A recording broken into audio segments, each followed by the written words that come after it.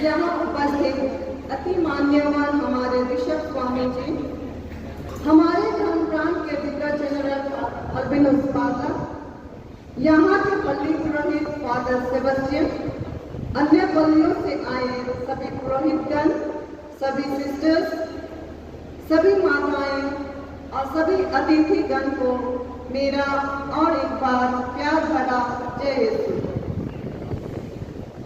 मेरा नाम मुक्ता बाड़ा है। मैं पोर्टकर पल्ली से बिलोंग करती हूँ। सर्वप्रथम मैं हमारे दिग्गज जनरल फादर अल्बिनोस का धन्यवाद करती हूँ, क्योंकि उन्होंने मुझे ये अवसर प्रदान किया कि मैं आप लोगों के सामने कुछ अपने विचार बांट सकूं। इससे पहले कि मैं कुछ बोलूं, मैं आप लोगों को चंद लाइनें सुनाना चाहती हूँ, जो लाइनें माताओं एवं बहनों के ऊपर है, जो इस प्रकार है। जननी हूँ जीवन भी मैं, जज्बातों से मेरा जोर नहीं, सशक्त हूँ साकार भी हूँ, नारी हूँ कमजोर नहीं, दर्पण हूँ अक्स भी हूँ मैं, झुका सके मुझे वो शख्स नहीं, स्वाभिमानी हूँ और आत्मनिर्भर भी मैं, टूट के बिखरूं अब वो वक्त नहीं, नहीं समझना आधी अधूरी, नहीं अधूरी मैं खुद में पूरी, साथ चलना हो तो हाथ बढ़ाना, पीछे हटना मुझे मंजूर नहीं। कैसे लगा लाइव?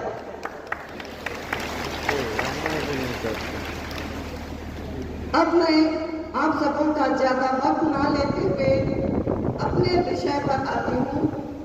जैसे मुझे फादर ने कहा कि आपको पारिवारिक दृष्टिकोण से महिलाओं और परिवारों में क्या बदलाव आया है, उसके बारे में कुछ बातें बताने के लिए। सीधे शब्दों में हम कहें तो पहले और वर्तमान समय के महिलाओं और परिवारों में क्या क्या बदलाव हमें नजर आता है। इस बदलाव को जानने के लिए सबसे पहले हमें यह जानना जरूरी है कि पिछले कुछ वर्षों में किस प्रकार हमारी माताएं और हमारे परिवार के सदस्य अपनी जिंदगी को जीते थे। पहले हमारी माताएं, या हम कह सकते हैं महिलाएं, वे अपने परिवारों को प्राथमिकता देते थे। अपने परिवार के बच्चों की देखभाल करना उनका मुख्य कार्य था। महिलाएं घरेलू कार्य के लिए भी जिम्मेदार रहती थी। घर की कमाई के लिए परिवार के पुरुष जिम्मेदार होते थे। एक तरह से देखा जाए तो वे बाहर की दुनिया से बेखबर रहती थी, बाहर की दुनिया से अनजान, देश दुनिया की खबरों से उन्हें कोई लेना देना नहीं था। महिलाएं घर तो संभालती ही थी, इसके साथ साथ अपने पड़ोसियों के साथ भी मिलजुल कर रहती थी। एक दूसरे से मिलना, बातें करना, एक दूसरे के दुख और तकलीफों में एक दूसरे के साथ होना, ये हमारी महिलाओं का एक अच्छा स्वभाव देखा जाता है। आजकल तो कभी कभी ऐसा होता है कि हमारे पड़ोस में क्या होता है हमें उसकी भी खबर नहीं रहती। वर्तमान युग में यह देखा जा रहा है कि महिलाएं, क्या कह सकते हैं हम माताएं, अपने परिवार तक ही सीमित नहीं हैं। वे पहले से ज्यादा शिक्षित हो चुकी हैं। अपनी चार दीवारी की सीमाओं को लांघकर पुरुष से कंधे मिलाकर काम कर रहे हैं, जो बहुत ही सराहनीय है। वे अब हमें सरकारी कार्यालयों में, स्कूलों में, पुलिस डिपार्टमेंट में पुरुषों के साथ काम करते हुए दिखाई पड़ते हैं। हम सबों के बीच में कितनी ही महिलाएं होंगी जो ऑफिस जाते होंगे, स्कूल जाते होंगे या अन्य कार्यों में कार्य करते होंगे। ये हमारे लिए गर्व की बात है और यह एक हमारे लिए बहुत बड़ा बदलाव है।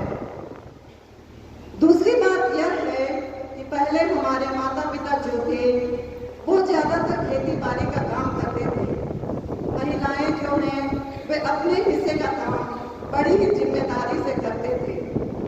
और यह भी देखा गया है कि पहले परिवारों में बच्चों की संख्या 2 से अधिक होती थी, फिर भी माँ अपने बच्चों की देखभाल बहुत ही जिम्मेदारी से करती थी।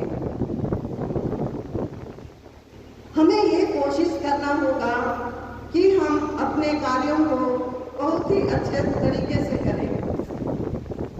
अगर हम पहले के परिवार और वर्तमान युग के परिवार की तुलना करें तो परिवारों में बच्चों की संख्या कम हो गई है, क्योंकि माता पिता के पास बच्चों की परवरिश एवं देखभाल करने के लिए समय नहीं है। परिवार में बच्चों की संख्या 1 या 2 ही होती है। माता पिता बच्चों की देखभाल और भरण पोषण, उनकी जरूरतों की पूर्ति सभी तो दे देते हैं, लेकिन वास्तव में उन्हें जो देना होता है वे उन्हें दे नहीं पाते हैं। और वो कीमती चीज है समय। वह कीमती चीज समय हमें अपने बच्चों के लिए निकालना होगा। हमें ये कोशिश करना होगा कि हम अपना काम भी करें और अपने बच्चों के साथ वक्त बिताएं। अभी जो मैं बात बोलने जा रही हूँ वो शायद आउट ऑफ टॉपिक है, पर बहुत ही जरूरी है। परिवारों में प्रार्थना की कमी। हम कोशिश करें कि अपना थोड़ा सा वक्त निकालें, प्रार्थना करें, बच्चों को संडे मास में भेजने के लिए प्रेरित करें। अगर हम ये बदलाव हमारे जीवन में, हमारे परिवार में कर लेते हैं तो फिर मैं समझती हूँ कि हमें किसी दूसरे बदलाव की जरूरत नहीं पड़ेगी। बदलाव अपने आप ही होगा, क्योंकि ईश्वर का हाथ हमारे परिवारों पर होगा। इसी के साथ मैं अपना छोटा सा वक्तव्य समाप्त करती हूँ।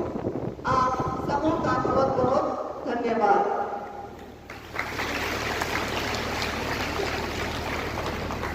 मुक्ता जी को मैं सारे हृदय से धन्यवाद देता हूँ। संक्षेप में उन्होंने अपने विचारों को रखा और वर्तमान परिवेश जो परिवारों का है उसके बारे में बतलाया।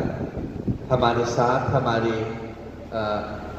Association of Catholic Andaman Nicobar island के सभापति हैं। वो कैथलिक हैं लेकिन आदिवासी नहीं है, लेकिन आदिवासियों के साथ वे हमेशा जुड़े रहे। वे अपना विचार अभी हमारे परिवार